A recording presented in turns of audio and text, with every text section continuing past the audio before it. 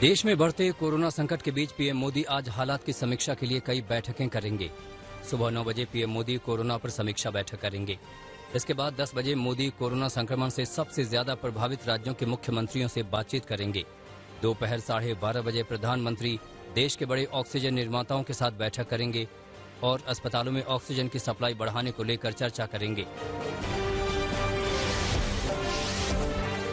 देश में कोरोना संकट पर आज होने वाली बैठकों की वजह से प्रधानमंत्री मोदी ने पश्चिम बंगाल का दौरा रद्द कर दिया है। हालांकि पीएम मोदी आज शाम 5 बजे बंगाल की वर्चुअल रैली को संबोधित करेंगे। पीएम मोदी ने ट्वीट कर कहा कि पश्चिम बंगाल बीजेपी के अनुरोध पर उन्होंने वर्चुअल रैली करने का फैसला लिया है। देश में कोरोना संकट के मुद्दे पर आज फिर सुप्रीम कोर्ट में सुनवाई होगी। कोरोना के बढ़ते मामलों और बिगड़ते हालात को लेकर सुप्रीम कोर्ट ने सख्ती दिखाई है। कोर्ट ने देश भर के अस्पतालों में ऑक्सीजन, वेंटिलेटर, बेड और जरूरी दवाओं की किल्लत को देखते हुए नोटिस लिया। Chief justice एस.ए. बोबड़े ने कहा कि कोरोना के चलते देश में हालात डरावने हैं। सुप्रीम कोर्ट ने 4 मुद्दों पर केंद्र सरकार से प्लान मांगा है। दिल्ली में ऑक्सीजन सप्लाई को लेकर 2 अस्पतालों की याचिका पर हाईकोर्ट ने सख्त फैसला सुनाया है। दिल्ली हाईकोर्ट ने कहा कि अगर दिल्ली में ऑक्सीजन सप्लाई रोकी जाती है तो इसके लिए जिम्मेदार अफसरों को अपराधी ठहराया जाएगा। इस आदेश का उल्लंघन किया गया तो क्रिमिनल एक्शन लिया जाएगा। हाईकोर्ट ने केंद्र को भी निर्देश दिए हैं कि वो अपने आदेशों का सख्ती से पालन करवाए ताकि कोरोना के मरीजों को ऑक्सीजन की किल्लत न हो। ऑक्सीजन सप्लाई के मुद्दे पर अब राज्य सरकारें आमने सामने आ गई हैं। दिल्ली का कोटा बढ़ाए जाने के बाद केजरीवाल सरकार ने आरोप लगाया कि यूपी और हरियाणा जैसे राज्य दिल्ली के कोटे की ऑक्सीजन सप्लाई नहीं होने दे रहे हैं। दिल्ली के उप मुख्यमंत्री मनीष सिसोदिया ने मांग की कि केंद्र सरकार पैरामिलिट्री फोर्स की तैनाती कर ऑक्सीजन की सप्लाई सुनिश्चित करे। उधर हरियाणा के स्वास्थ्य मंत्री अनिल विज ने दिल्ली सरकार के आरोपों को गलत बताया है। दिल्ली में कोरोना से मरने वालों की संख्या से चिंता बढ़ती जा रही है।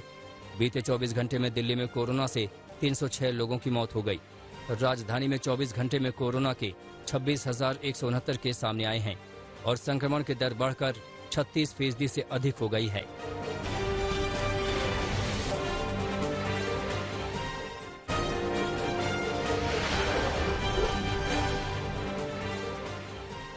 विधानसभा चुनाव के बीच पश्चिम बंगाल में कोरोना संक्रमण बेहद तेजी से पांव पसार रहा है। प्रदेश में हर दिन कोरोना के करीब 1000 मरीज बढ़ रहे हैं। पश्चिम बंगाल में बीते 24 घंटे में 11,948 लोग कोरोना पॉजिटिव पाए गए, जबकि कोरोना से 56 लोगों की मौत हुई। पश्चिम बंगाल में कोरोना के सबसे ज्यादा मामले कोलकाता में आए हैं। बंगाल में चुनावी कैंपेन के दौरान राजनीतिक दलों के कोरोना प्रोटोकॉल तोड़ने पर अब इलेक्शन कमीशन ने सख्त रुख अपनाया है। चुनाव आयोग ने कल पश्चिम बंगाल में चुनाव प्रचार के लिए नई गाइडलाइंस जारी की, जिसके तहत प्रदेश में रोड शो, पद यात्रा, साइकिल रैली या बाइक रैली को इजाजत नहीं दी जाएगी। इसके साथ जनसभा में 500 से ज्यादा लोग इकट्ठा नहीं होंगे। चुनाव आयोग ने कहा है कि प्रचार के लिए हमने गाइडलाइंस जारी की थी, राजनीतिक दल इसका पालन नहीं कर रहे हैं। पश्चिम बंगाल में कोरोना के केस बढ़ने और चुनाव आयोग के आदेश के बाद मुख्यमंत्री ममता बनर्जी ने बंगाल में अपनी चुनावी सभाओं को स्थगित कर दिया है। ममता बनर्जी ने ट्वीट कर सभाएं स्थगित करने की जानकारी दी। ममता बनर्जी आज से वर्चुअल रैलियों के जरिए चुनाव प्रचार करेंगी। बिहार में भी कोरोना के केस लगातार बढ़ते जा रहे हैं। बिहार में एक दिन में कोरोना के 11,489 केस आए हैं। सबसे ज्यादा 2600 से ज्यादा केस राजधानी पटना में आए हैं। लगातार बढ़ते मामलों के बाद बिहार में कोरोना के एक्टिव मरीजों की संख्या बढ़कर 70,000 के करीब पहुंच गई है। कोरोना महामारी को देखते हुए नोएडा में मेट्रो के समय में बदलाव किया गया है। यूपी में शनिवार और रविवार को लगने वाले कर्फ्यू के दौरान भी मेट्रो के समय में बदलाव किया गया है। ये टाइम टेबल 24 अप्रैल से लागू होगा। नोएडा मेट्रो रेल कॉरपोरेशन के समय में बदलाव करने के बाद अब सुबह के 7 बजे से रात 8 बजे तक ट्रेन चलाई जाएगी। हर मेट्रो ट्रेन में 15 मिनट का फासला होगा, जबकि व्यस्त समय में सुबह 8 बजे से दोपहर के 11 बजे तक आधे घंटे का अंतराल रखा जाएगा।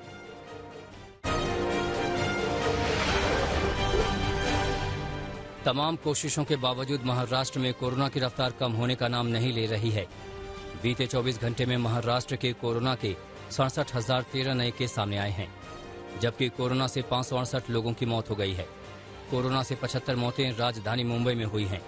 उधर महाराष्ट्र के नागपुर में कोरोना के केस रिकॉर्ड तेजी से बढ़ रहे हैं। नागपुर में एक दिन में कोरोना के 7,334 नए केस सामने आए, जबकि कोरोना के चलते 110 लोगों की मौत हो गई। कोरोना की रफ्तार पर काबू पाने के लिए महाराष्ट्र सरकार ने कल रात 8 बजे से प्रदेश में सख्त पाबंदियां लागू कर दी हैं, जो 1 मई तक जारी रहेंगी। नए आदेश के मुताबिक राज्य के सरकारी दफ्तरों में सिर्फ 15% स्टाफ ही मौजूद रहेगा। आपात स्थिति में इस नियम से छूट रहेगी। शादी समारोह के लिए सिर्फ 2 घंटे के समय की अनुमति दी गई है। इस दौरान 25 से ज्यादा लोगों की मौजूदगी पर भी मनाही है। इस नियम का उल्लंघन करने पर 50,000 का जुर्माना लगाया जाएगा। वहीं बेवजह घर से बाहर निकलने वालों से 10,000 रुपए का जुर्माना वसूला जाएगा। यूपी में कोरोना के केस बेहद तेजी से बढ़ते जा रहे हैं। 24 घंटे में यूपी में कोरोना के 34,379 नए केस सामने आए, जो कि एक दिन में प्रदेश में कोरोना संक्रमितों की सबसे बड़ी संख्या है। राजधानी लखनऊ में कोरोना के 5,000 से ज्यादा मामले आए हैं। वहीं कोरोना के चलते प्रदेश में 195 लोगों की मौत हो गई। दिल्ली से सटे गाजियाबाद में एक दिन में कोरोना संक्रमितों की संख्या 1,000 के पार पहुंच गई, जबकि गाजियाबाद में कोरोना से 8 लोगों की मौत हो गई। कोरोना मरीजों के इलाज को लेकर यूपी सरकार ने बड़ी राहत दी है। अब कोरोना मरीजों को भर्ती करने के लिए सीएमओ के रेफरल लेटर की जरूरत नहीं होगी। कोरोना मरीजों को सीधे अस्पताल में भर्ती किया जा सकेगा।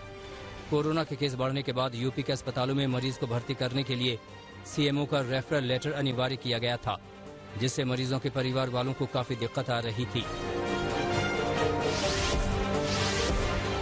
दक्षिण के राज्यों में भी कोरोना बेहद तेजी से पैर पसारता जा रहा है। केरल में एक दिन में कोरोना के रिकॉर्ड 27,000 के करीब केस आए हैं, जबकि कोरोना के चलते 28 लोगों की मौत हुई है। कोरोना के चिंताजनक आंकड़ों के बीच प्रदेश सरकार ने 26 अप्रैल को सर्वदलीय बैठक बुलाई है। उधर कर्नाटक में भी एक दिन में कोरोना मरीजों की संख्या 25,000 के पार पहुंच गई, जबकि तमिलनाडु में एक दिन में 12,000 से